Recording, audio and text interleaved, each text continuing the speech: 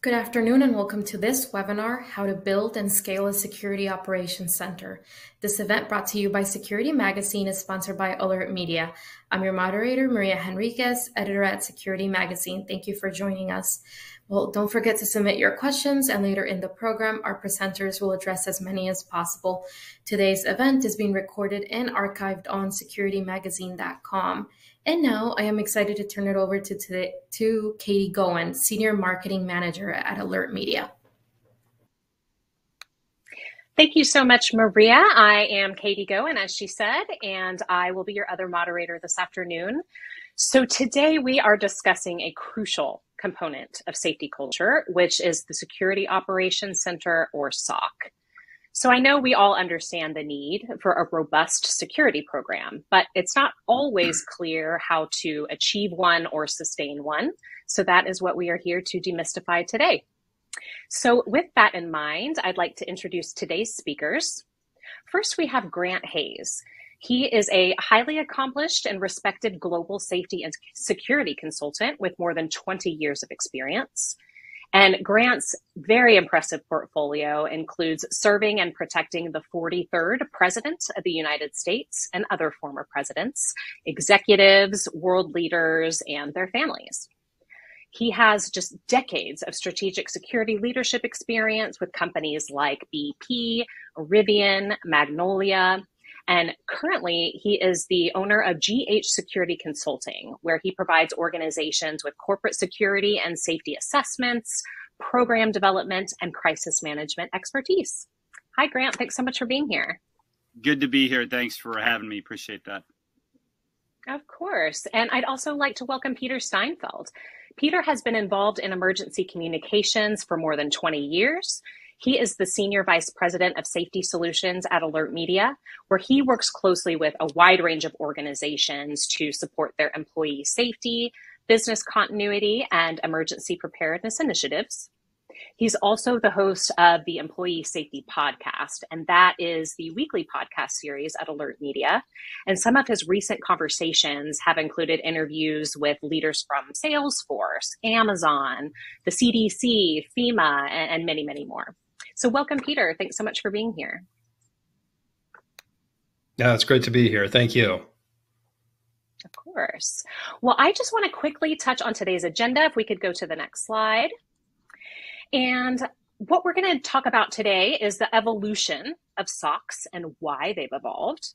We're going to discuss what organizations want from their security teams. We'll go over how to identify the best size and structure of a security team for your company. And finally, we're going to outline a 6-step approach to establishing a modern SOC. But before we get to all that, if we could go to the next slide, I would like to launch our first poll. So I do encourage you to participate in the polls because it helps us guide the conversation towards the information that you are most interested in hearing about.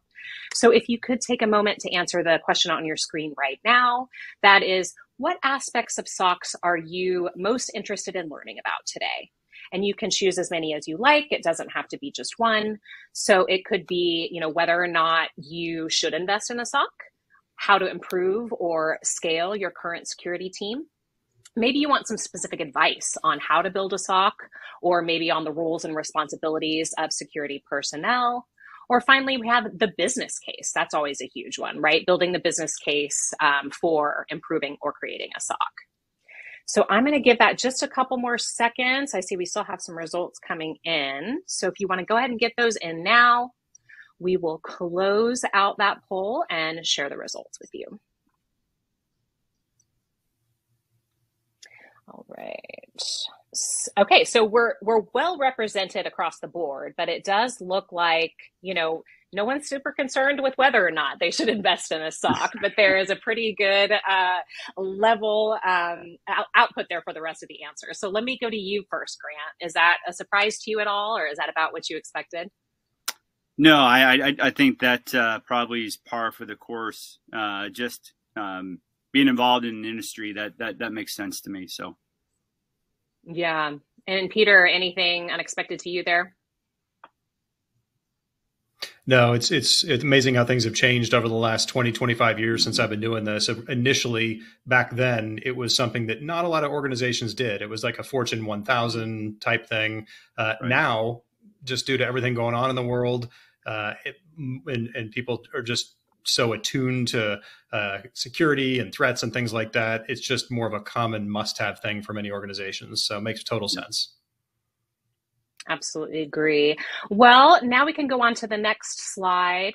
And the first thing that we're going to talk about here today is the role of a SOC and how that role has changed over time. So Peter, if you could take the initial lead on each of these slides, that would be great. And then Grant can chime in with his insights as well. Absolutely. Right, sounds really good. So we'll go ahead and keep moving forward on the slides. And I will just start by saying that I once heard a security operations center described as, and I get this right, the crossroads of an organization. It's essentially where safety and security professionals within a company come together to look forward, to plan and prepare for potential disruptions, and to assess the damage of a crisis or event that has already occurred.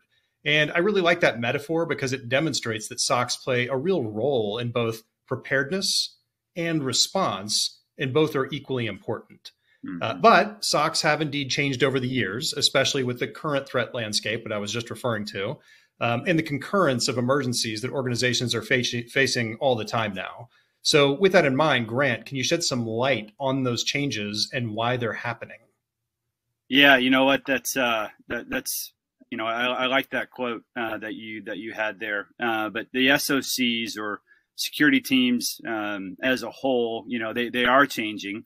The fundamentals really are still kind of there and just as important today as they were, you know, years ago. But I think what we're seeing is that, you know, organizations are the changes that, or what they're expecting from security teams and how they're involved with the business has changed. And so the role of the security teams, the role of the SOCs, you know, have really changed as as the landscape has kind of changed. You know, technology has changed. We're still using people, we're still using processes, you know, we're still communicating, and really great technology. But instead of SOCs, you know, people are creating what they call RICs, you know, response information centers, which, you know, are more focused like on intelligence related incidents. So monitoring social media, news, etc. Things that potentially that target the business or the industry that they have to respond to. So, you know, they're just not looking at cameras anymore. They're watching the news, they're watching social media. And that's because the business expects them to be. So a lot of changes have happened over the years, and really changes for the good. Yeah, it seems to me like in the past, it was always just a very reactive thing where it's like, let's just watch. If something happens, we'll jump into action. Right. And now it's like 50-50 reactive versus proactive.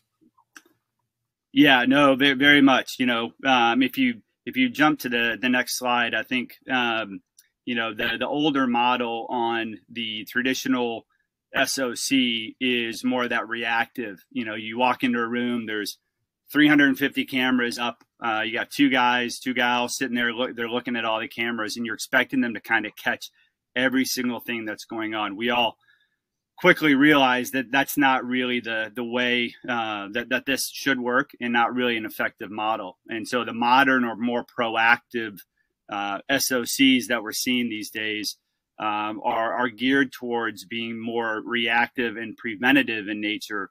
You know, using certain technologies to be more in tune with the day-to-day operations. So we're not, instead of seeing 350 cameras, they're scaling that down to 35, and those 35 have a critical focus on the business, and they're looking at those for a reason. And all the other ones have an analytic attached to it to let them know, hey, even though you're not watching me, I'm going to pop up if there's something that you need to see and respond to. So two totally different models, the reactive versus the proactive. And I think a lot of people obviously are seeing a lot more success, and also alignment with businesses with the proactive model.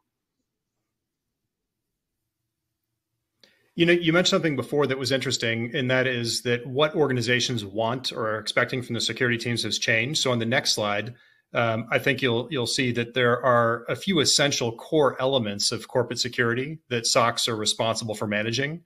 There's the physical aspect that concerns with the protection of people and property, the obvious stuff. But then there's also data and infrastructure security, things like where data is stored and controlled, networks, remote sites, trade secrets, or employee and customer data. So SOCs can also protect the organization's brand and its reputation. So with that in mind, Grant, can you talk more about what organizations want from their security teams today, and then how that functionality can impact the core elements of corporate security?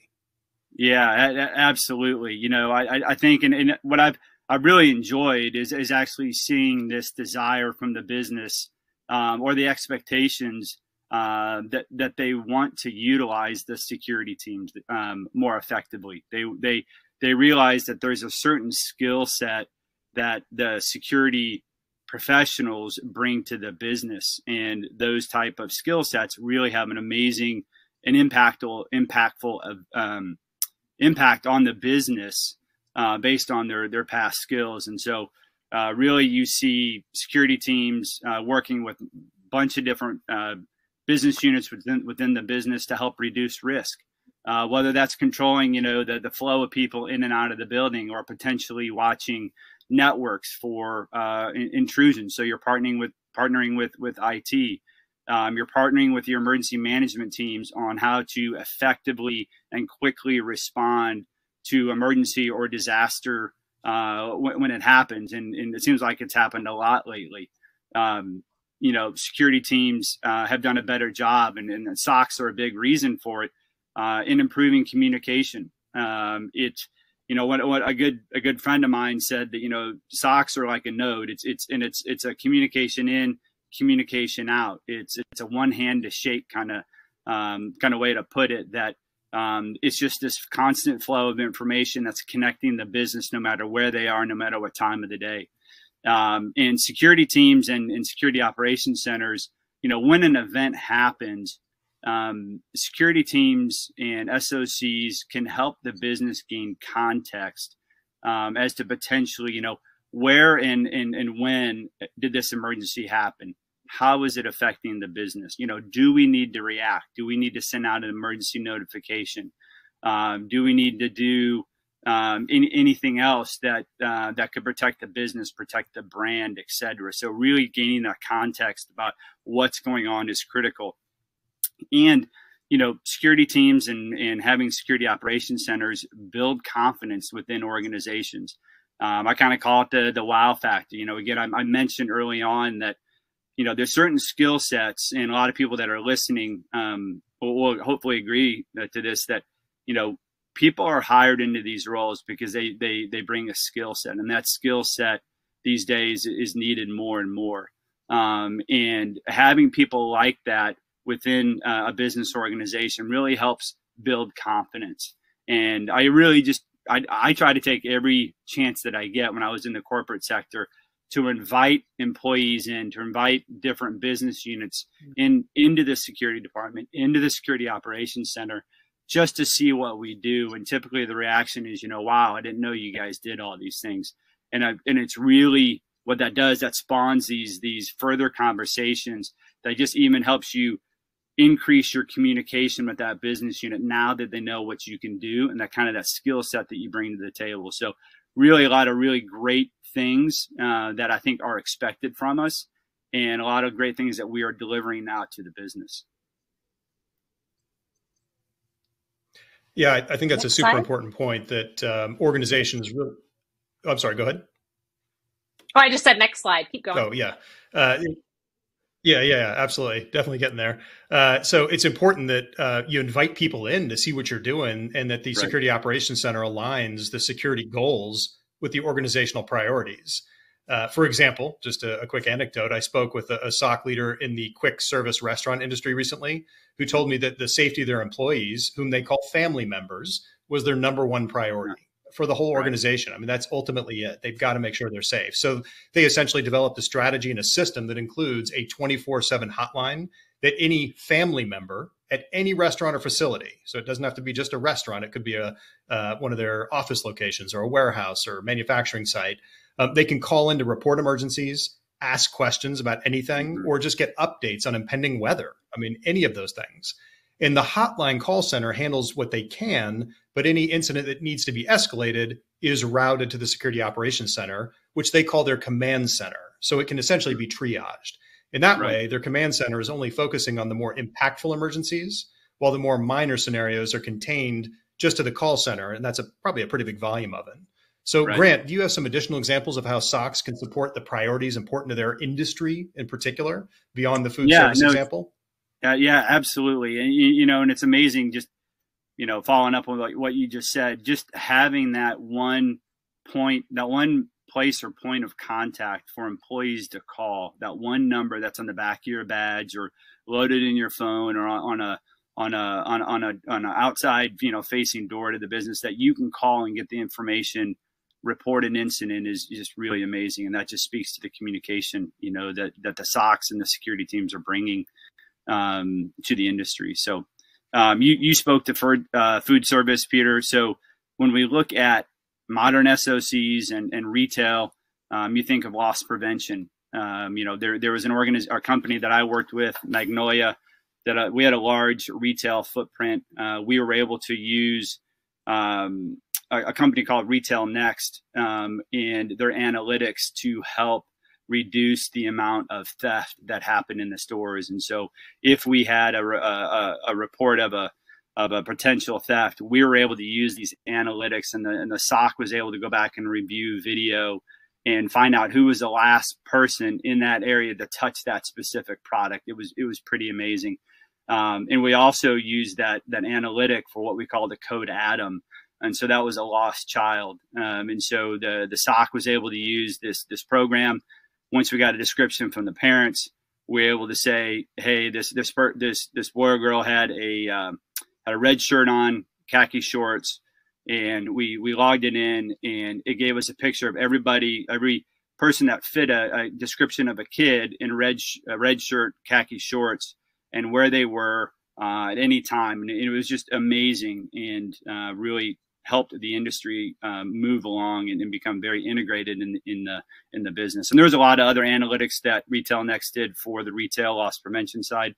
And we can speak about that some other time, but just amazing stuff there. Oil and gas. So really, you know, at BP, and this is something that we're able to do, and the new security director there, Hal Simpson, has been able to run with since I've left. But their duty of care, or the lone worker issues that the SOC has been able to support for after hours work, you know, having the ability, you know, at 2 a.m. in the morning to know that the security operations center is connecting with that pumper who's out on the road going to check on a well site in the middle of nowhere because it's reporting an error, and being able to quickly connect with that pumper and make sure that they arrived on location okay, they're departing the location okay, and they've arrived home okay, just really sent the message that the business really cared first, but second, that we kind of had their back, right? We were using the tools that we had in the oil and gas industry in the security department to support the everyday operations. And it was a big win. Sports entertainment had the opportunity to talk with the NBA about the use of facial recognition and how they use that in the post 9/11 world to better secure their events. And they were able to walk us through in their security operations center how they were using facial recognition to secure their venue. So some really neat stuff there. Education. You know, unfortunately, we all know about what happened in Texas here over the last couple of weeks. Prior to that, I've had the opportunity to work with some very large school districts that have implemented the use of the security operations centers, so they can have eyes on everywhere, and that their reaction time is much faster. Or hopefully, if they see something, they can react to it and be more proactive before something happens. And I've seen that be very, very successful there. Manufacturing is kind of a multi-use scenario here. The SOC can be used not only for understanding process flow of the business, so business leaders can come back in, they can look at the cameras and say, hey, I wanted to see how things were kind of moving today. And they can get a picture of what the assembly line maybe looks like day to day, maybe where the hiccups are. Or maybe it's the environmental health and safety team wants to come in and say, hey, we had an accident. We need to see some video, and partnering with the SOC to go back and review, that slip, trip, or fall. So just a lot of different industries using the Security Operations Center and the security teams in amazing ways to support the business. Nothing ultra super fancy, just it's what the SOC brings to all these industries and how they support it and make them better. So just really some awesome examples of how it's integrated there. Next slide, please. Yeah, it can clearly benefit any industry. And I think this next slide really goes to the initial poll question we asked, where we said, are you just even curious if you should put one in place? And it goes without saying that, huge global organizations with tens or hundreds of thousands of employees could benefit from a security operations center. But sometimes they actually have less effective security than smaller organizations because they have just more people, places, data, and assets to protect. And they experience a whole lot more natural disasters and other kinds of crises because of their wide geographic footprints. So it's not really necessarily, I would say, the size of the company that determines if a security operations center makes sense, but rather the organizational attributes of the business. So can you shed some additional light on that? Yeah, no, and that's a great point. Just because you're a large international business doesn't mean that a SOC makes sense. And I think I spoke at the beginning about the evolution of the traditional SOC to a RIC, Response Information Center, or /SOC. And if you're a large international organization, maybe a Response Information Center makes more sense, right? But if we're looking specifically at a security operations center and when it makes sense, here are a couple of things that you guys can see on the slide here that would make sense. Now, you don't have to have all these needs to build one, and really, it's going to be up to the security director and their team to sit down and go, okay, is this truly one of the things that we're listing right here? Is this really a reason to build a SOC? So you guys, when we get out here and you get a chance to look back at this, look at these questions and say, does this apply to me? But if you're in a scenario where you have an organization that is expecting you to be in the know and being able to respond effectively and quickly, a security operations center is probably a good spot for you to be. If you're an organization that operates, a lot of oil and gas industries work in dangerous in areas that have disruptive events, all over the world. And so seems to make sense that maybe a SOC or some sort of RIC makes sense there. Do you have a large geographic footprint? And what I want to tie into here is if you're a large geographic footprint and you have a lot of business travelers, and you have a duty of care program or a travel security plan built in to the SOC, that would be a great way to support your business and would make sense for you to have a security operations center so you can know when your teams, where they are all throughout the world. If an event happens, you need to get a hold of them quickly.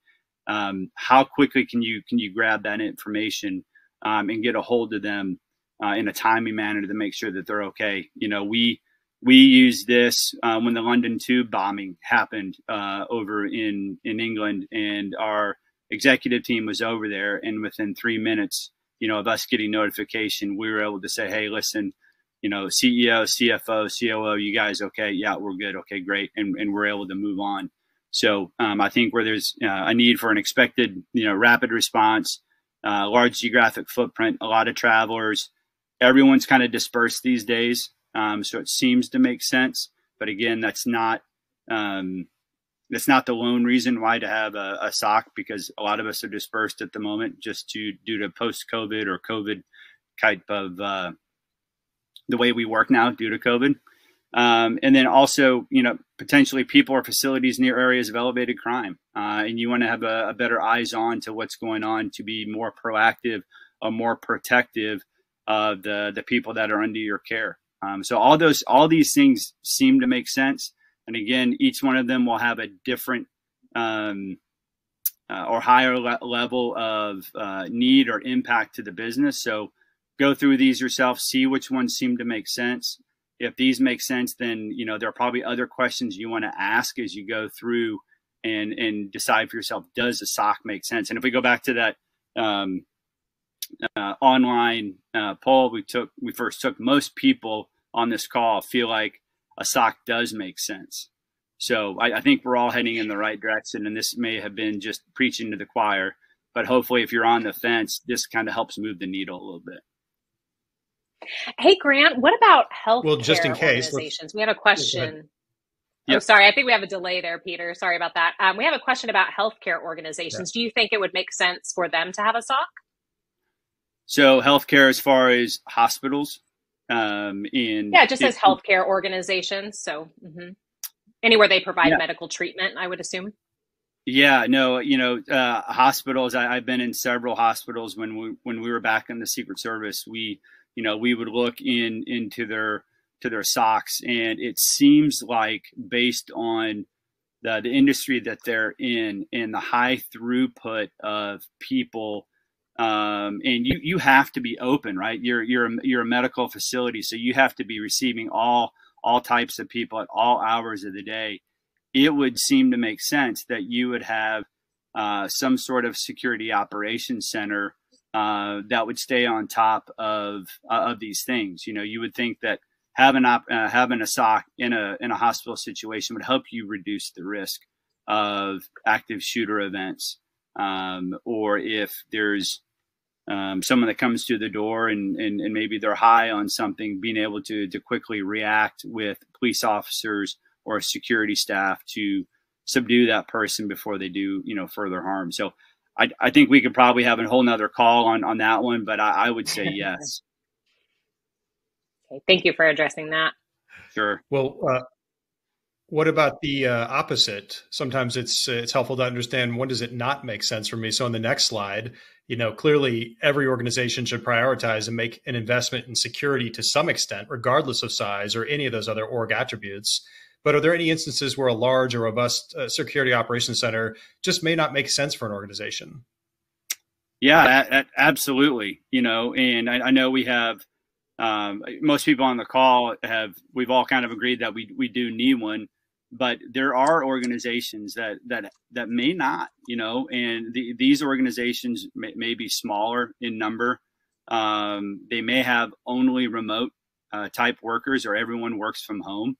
You know, it's maybe it's an operating budget, and so there's a couple other factors that could potentially go in there that would go against you know, building a SOC. And I would say that if you're kind of saddled with, do I build one or not, you know, there are opportunities for organizations like this to reach out to third-party monitoring companies that can kind of help them along in making that decision. And if they use these third-party monitoring, you know, they have their own SOCs, maybe the information that they've gleaned from that third party will then help them make the decision to kind of move forward with building one. But, you know, all the things listed here would be definitely questions that I'd have to take into consideration, you know, as to why I wouldn't have one. Well, anything that requires money requires executive approval. And to get that approval, you got to build a business case. So on the next slide here, when it comes to gaining that leadership buy-in to build a SOC, it can help to look at the pros of investing in one and the cons of not investing in one. And it's really more about, I would say it's more than just about benefiting the bottom line, which is a huge benefit, but it's not the entire picture. So can you elaborate as to the message people can bring to their executive team on the importance of this? Sure. And I'm not going to read the slide here. Most everybody can kind of see what's, you know, the pros of it and the cons of it. But, you know, the one thing that I will say, as far as the pros of having a SOC and having that conversation with your CEO one of the first things that I would say is that you have to tell the story on how it supports the business, right? Where does it fit into the fabric of, if you're a retail organization, if you're a hospital, if you're a manufacturing, what are the pros that a security operations center that is set up to, monitor cameras, monitor access control, monitor travelers, emergency events, what is that story that you're able to have with the CEO on why you should do it? And so, you see on the left here, you can use all of these examples of, it's better communication or one hand to shake. There's one number to call if you need to find somebody or if you have something to report.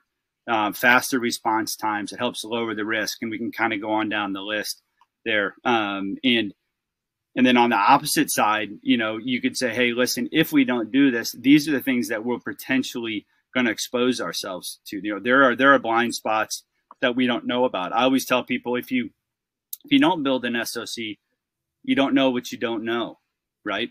And I've always had the experience that as soon as that SOC is built and you start integrating into the business, you start kind of peeling back the layers of the onion, and things become very clear on things that you didn't know prior.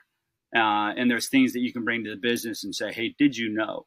And you can immediately start kind of lowering the risk. So I would take this conversation, maybe this slide, put it into a pitch that you would talk with your CEO and say, hey, these are the pros, here are the cons, and this is why we should have one versus not having one.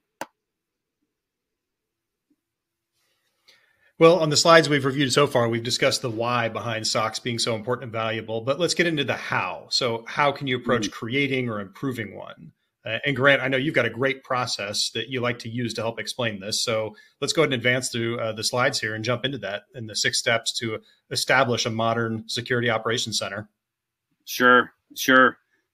So really at the beginning, and this has kind of been the whole conversation leading up to this point, right, Peter, is, are we asking the right questions? Are we an organization that needs a SOC? Do we have people in harm's way? So you need to start asking the right questions, and you start asking the right questions by engaging with the business unit owners. So the vice presidents of whether it's operations or vice president, of human resources or crisis management or whatever. You start engaging with them, and you start asking the right questions on, if we had a SOC and it had the X capabilities, would this benefit your business? Or what would you like to see from a security operations center to help make your business better? And one of the questions that one of the conversations that I remember today, which really kind of changed my outlook on how we support the business, was I had a conversation with our COO, and being in security, we always like to go to ISC West and as is ASIS conferences and bring back the latest, coolest toys and to show them off, and the gee golly, these are awesome kind of things. But when I talked to the COO, he basically said, you know what? Don't bring me another shiny toy. He goes, bring me something that helps take something off my plate. Do you have something in your security operations center right now that can integrate into my business and help me take off? He used the spinning plates analogy. He goes, can you take a plate off, can you take a spinning plate away from me and make my life easier? And that little light bulb went off. I said, you know what? Absolutely. We can do the following. And we were able to immediately save hundreds of thousands of dollars. So ask the right questions, engage the business unit owners, and see where this fits. Number 2, establish the scope. So if you're asking the right questions, you're going to start to see what you're going to need to do to build the most effective security operations center. And when I say establish the scope, this is one of those things that is probably, the time where you're sitting down and you're really thinking hard about, okay, the security operations center, we know we need one. we think we need the following things, but when you're looking at the scope, you have to look 5 and 10 years down the road, right? You have to look at, am I going to build a security operations center that I constantly have to change every year? Or am I building a security operations center that is just the foundation, and as the business grows, I can grow with it, right? So you have to build a security operations center with the scope, knowing that, hey, 5, 10 years from now, we could be a totally different business. We could be 10 times the size. We could be 5 times smaller. You just have to understand that. And some of the best security operations centers were run by security directors that were able to kind of see down and around the corner as to what was going to happen. So establishing that scope and that foundation for your security operations center based on the questions that you've asked and where the business is going will be critical. So next slide. So hire your team. So but I want to caveat something here really quick. Number 3, number 4, and number 5. If you can go ahead and pull those up real quick. So hire your team, pick strategic partners, and choose vendors or build in-house. I wouldn't say that you do hire your team first, pick your strategic partner second, and then choose vendors, third. I would say that these probably are all kind of happening right along the same time.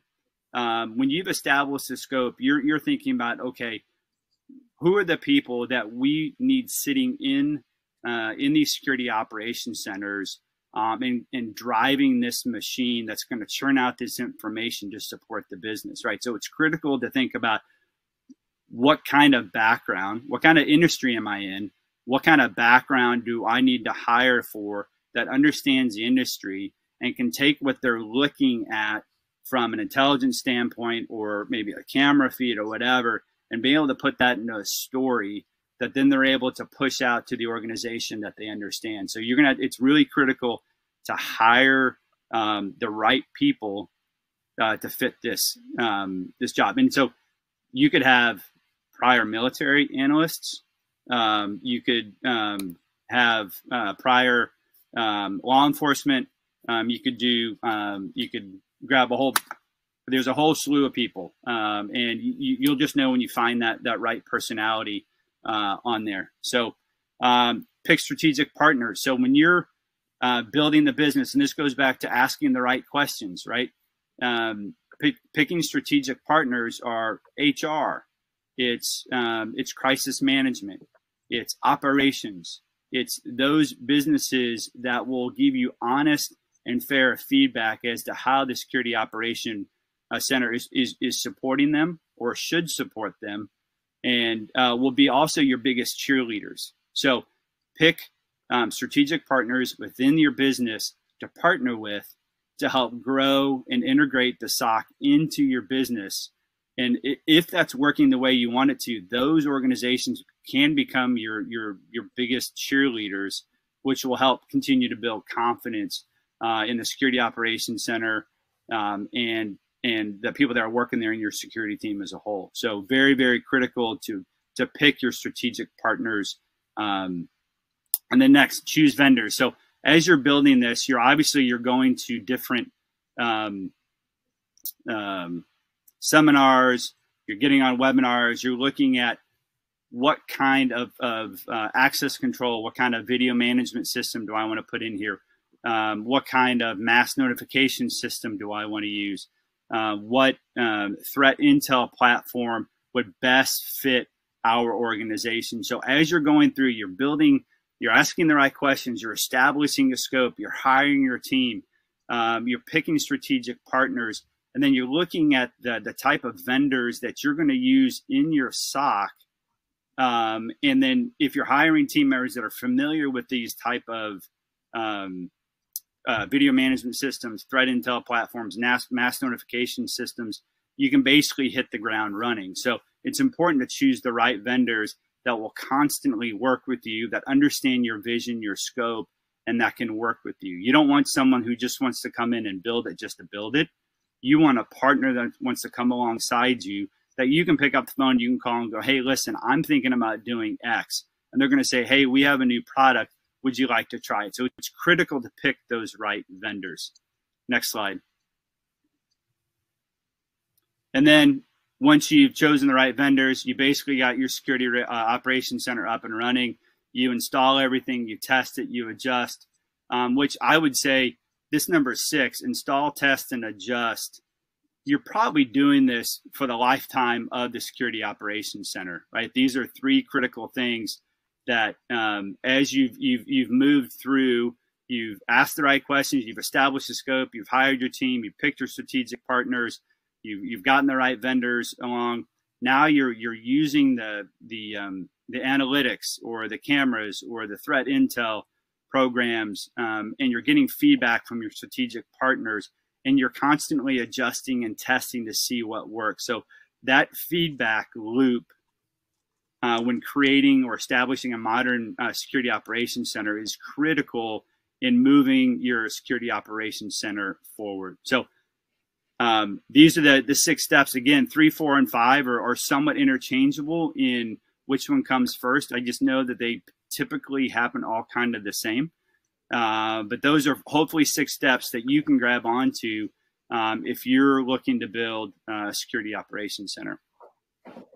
Next slide. Roughly speaking, yeah, how long should this take as we think about this on the next slide?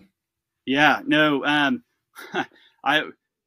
always, if I come in an organization and they don't have one, it's simply, hey, let's just build something and let's go, right? Let's kind of get the ball rolling, and let's start peeling back the onion. So we start knowing the things that we didn't know before. So there's a simple way that you can build it. That's internal resources. You grab a couple desktop computers. You plug in your access control, your video management. You maybe even get a 55-inch or an 80-inch screen TV from the IT team, and you just plug this thing in and you start going. You start looking at it, you start understanding, what does this access control management program do? What does this video management system do? What kind of analytics can it help me with in the business? And what social media monitoring threat intel platform can I plug into that's going to start giving me information to understand? And you can do that within weeks. You can even do it within days. You can put this together and you start going. And I would highly recommend that if you haven't done this, this is an easy way just to get started. And this typically will grow then into a moderate one, because once you start peeling back the layers of the onion, you're going to start growing. You're going to, instead of having 1 screen, you're probably going to have 2.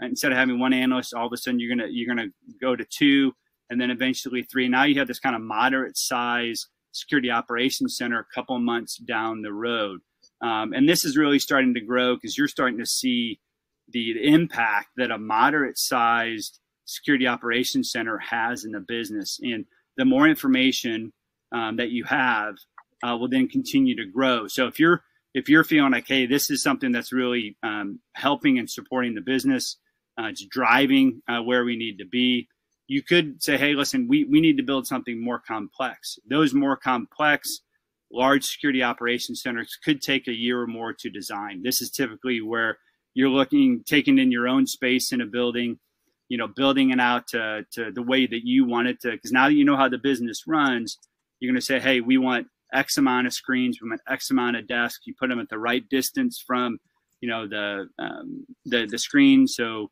they see them properly. Maybe you build into it a crisis management room so you can have direct access during crisis to the capabilities of the SOC, and that usually takes a little bit longer and obviously a lot more money. So you can get something started right away in a few weeks. You can get something a little bit more modern in a couple months or less. When it comes to the complex, that's something that will take a little bit more, and I would say probably take you a year or more to kind of build out, Peter. And as people start thinking about how can I improve my existing SOC, on the next slide here, can you talk more about that? Yeah. So you should always be, if you have a SOC, these are things that you should always be looking at, right? Business growth or cutbacks, oil and gas, financial sector, things are always going up and down. Changes in the market.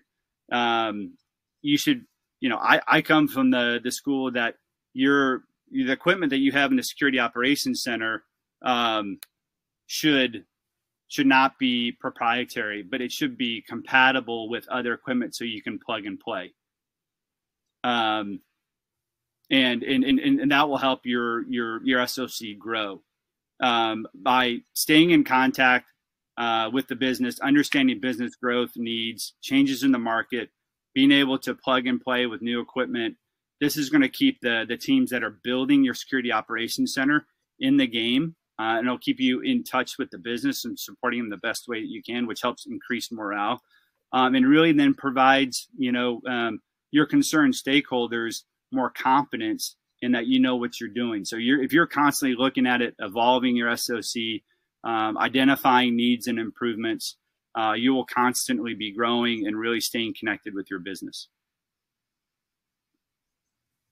And can you talk a little bit about on this next slide to some of the practices for scaling or just overall improving the current security operations center someone might have?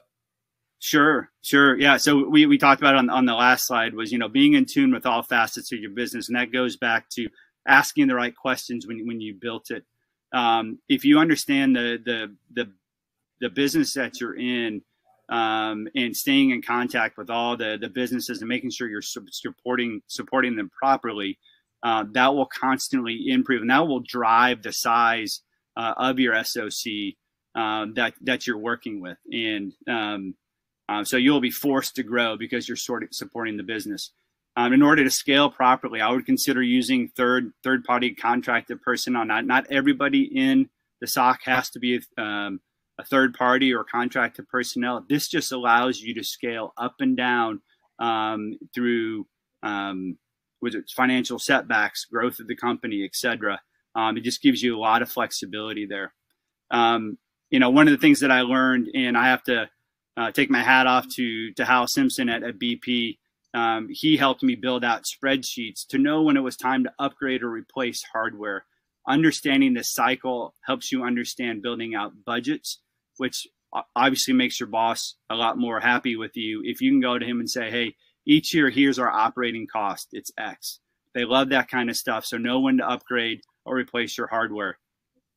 Invest in compatible equipment. We talked about that on the previous slide. I would stay away from proprietary things and go with things that are compatible, things that you can plug and play different, have different APIs. You can plug and play different platforms to help build your system to be more robust.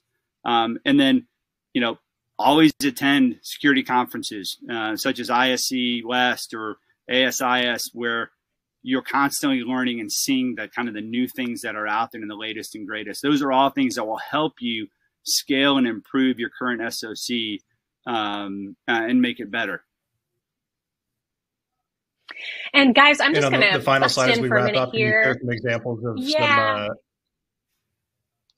Yeah, let's go ahead and move to the questions, just because I want the audience to have plenty of time to ask their questions, and we already have several rolling in. So we were planning on giving you guys some great examples of businesses who are doing SOCs well, but you will see this, in the recording in the slides. So let's go ahead and skip to some questions now. And if you haven't already submitted them, you can use the Q&A box to do so. And the first one for Grant we have here is, how much does a SOC cost? Low end to high end? What's the ballpark? Right. So great question. I would say a few $1,000s on up to, I've seen things well over $1 million. And that's, how we talked about the small and a few weeks to build to the more complex and years to build. So that's the kind of the difference between the two. But I would say if you're like, hey, we need one, I would talk with your different business units, maybe IT, HR, anybody that potentially could have extra equipment laying around, and talk to them first and say, hey, we're thinking about building X. Do you guys have any equipment that we could use for this? So I would always go that route first. And if that's the way to go, then you're just being billed out, for whatever parts that you've taken from other parts of the company. Or if you're looking at just, maybe two desktop computers, monitors, and a 55-inch, you're, $1,500. So I don't know if that helps or not, but it really just depends on, again, where you're at and how big do you want to go. But that's a great place to start, though. Just starting, just get it started. My recommendation. Yeah, we've heard this quote from one of our customers that says, you don't have to be great to start, but you have to start to be great. So that reminded me of that. So we have a comment here, not so much a question, but it says the cycle spreadsheet Grant mentioned would be a helpful resource. So Grant, is that something that maybe we could share or that you could point people towards, or is that something maybe proprietary? You know what? I could find out if they want to direct message me on LinkedIn. I'd be happy to connect with them and help them out. All right. And then, Peter, this is probably a good question for you. What's the best way to get employees on board with any new protocols or procedures that the SOC implements? I'm always a big fan of starting with the why behind it. If people know the why it's important to the mission of the organization and to their safety and security, they're much more likely to comply. That's a great answer. Grant, this is probably for you. How necessary is communication with law enforcement? So I see it as critical, right? And I know depending on the industry, you want to be very careful to set up specifically how you want to communicate with them, how you share video or communications, etc. So always work with your legal team first on what those type of communications look like, and they'll probably help you kind of guide those directions. Do you need them to sign some sort of NDA? You know, do they have to give you a warrant or a request on letterhead or whatever it is? But I would work with your chief legal officer to help you set that kind of standard. But it's critical. That's great advice. Absolutely. And is there a general layout of SOCs that any SOC should have, or does it just depend on the business and the size and all of that? So I could say that, yes, there's kind of a general layout. And if you'd want to, again, connect with me over LinkedIn, I'd be able to help walk through what that looks like. But it could be industry specific. You know, I've seen theater seating. I've seen kind of horseshoe. I've seen, more of like, 2 and 2 in front, 2 in back. It could be just the industry or, what's most comfortable and how you have your video wall set up for viewing. That's actually probably one of the most critical things is how you set up the viewing structure. Because that plays into ergonomics, et cetera. So I'd be happy to discuss it offline if they have time. Okay, sounds good. And we have time for one more question, and this one is so great. So if we didn't get to your question, we will happily follow up with you guys. There are still a few more here, but I want to go with this one because it's very interesting and fun. So I would like both of you to answer it. Let's start with you, Peter. What is the craziest thing you've ever seen come through a SOC? Oh man, there are so many stories that I could probably tell. Many probably just can't be repeated, so I can't tell them. But one that I'm thinking of right now that was, it was both scary and humorous at the same time. This particular security operations center received a call from a frantic employee saying, essentially, we're outside the building and we're standing in our underwear because there's a chlorine gas leak in the building. There's a team inside that's trying to deal with it, but can you send someone with replacement clothes for us? They didn't give us anything and they're not coming out. Meanwhile, the crew in the building was actually robbing the location. The scenario really speaks to the importance of training and awareness to scams, and your security operations center can play a big part in that. So make sure that you reach out and help people understand all this crazy stuff going on out there. Wow. And Grant, quickly from you, real quick answer. Yeah, honestly, I don't know if I can top that one in the time that we have left. Most of mine are the ones that we probably, they're not appropriate for this call. So we'll end on Peter's because that's pretty good. Okay. Fair enough. Well, Peter, I believe you have some suggestions of tools and solutions on the next slide to help our attendees build or improve their SOCs. Yeah, so many of you out there may know about Alert Media and our emergency mass communication capabilities, but some of you may not be aware that we have a very advanced, robust, and comprehensive global threat intelligence solution. We've got a team of dozens of highly experienced Intel analysts who identify emerging threats around the world, around the clock, across all sorts of categories, things from inclement weather to crime and violence to transportation issues and really everything in between. And when they detect and verify that an incident is real, they quickly summarize that information and then publish it through our software for customers to consume in a variety of ways, things like map views, list views, and then even auto alerts via text, email, and mobile app push. So the idea is we want to help them get 2 steps ahead of an issue before they become really problematic. And instead of overwhelming you with hundreds or thousands of alerts every day, you can tune the system to deliver only what's important to you and impacts the actual people and locations that you're responsible for. Now, in addition to all that rich threat intel information we deliver really, really quickly, sometimes you need to know just a little bit more about what's going on with a particular incident. In that case, you can also engage with our analyst team in real time through the product. So, for example, let's say you see an alert about an active shooter situation, and it happens to be really close to one of your facilities. You can click on the chat with an analyst button that we have in the product, and then ask live for any additional information that they have on the situation. Or it could be about anything, even if we didn't post about it. So it's just a great way to close the information gap on rapidly evolving incidents out there. Instead of overwhelming all of our customers with just too much information on anything that might be happening, we just send brief notes alerting you to their existence. And then we give you a way to request additional details for the times you really need them, just to enhance your understanding, your decision-making, or how to inform your executive team about what's going on. It's an excellent supplement. Thank you so much for that, Peter. That's fantastic.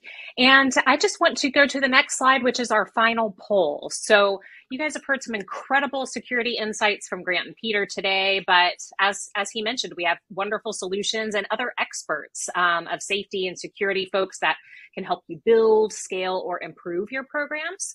So if you will just take a quick moment to let us know, are you interested in learning more about how Alert Media can help with your SOC or security program? And you can say yes, and we will happily follow up with you and get you all the info that you need. You can also say no, not at this time. And of course, no hard feelings there. So I'm going to give that just another couple of seconds so everyone can get their answers in. And I think we can go ahead and close that one out and move on to the next slide now. So I just want to thank Grant and Peter for joining us today. They presented some really incredible facts and insights. So thank you guys both for your time and expertise. And if you want to connect with either of them, there are their names, which are their LinkedIn profiles on LinkedIn. So as Grant said, you're welcome to DM. I'm sure Peter wouldn't mind that as well. So if you want to keep the conversation going, you're welcome to do that. And if you'll just go to that next slide, that concludes our presentation today. So we really appreciate you all joining us, and we do hope to see you at a future Alert Media webinar. It's always great to see familiar names and companies. So thank you to Security Magazine for being such a great partner and hosting us today. And with that, I'll turn it back over to you, Maria. Thank you, Katie. That is all the time that we have today. Please join me in thanking Katie, Grant, and Peter for their great presentation, as well as our sponsor, Alert Media. If you do have any additional questions or comments, please don't hesitate to click the email us button on the console. Please also visit securitymagazine.com for this presentation, as well as information about upcoming events. We appreciate your time and hope that you have found this webinar to be a valuable experience.